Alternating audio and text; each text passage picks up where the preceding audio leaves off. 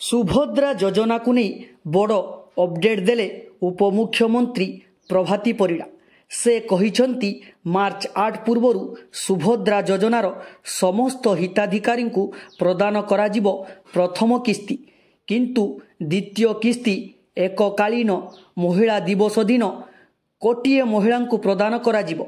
92 लाख आवेदन कर सारे 25,11,000 महिला को प्रथम किस्ती दे सारी से माने आउ समस्ते एही सप्ताह मध्य कोटिए आवेदन कर सारे।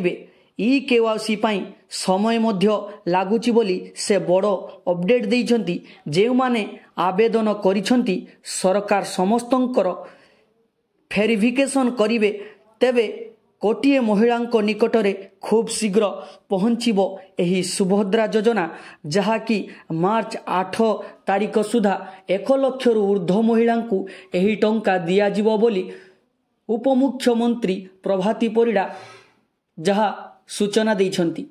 तो एही अपडेट टी आपण माननकु केमिति लागिछि, चैनल को प्रथम करी आस्थिले लाइक शेयर सब्सक्राइब करिया को जमा भी भूलिबेनी।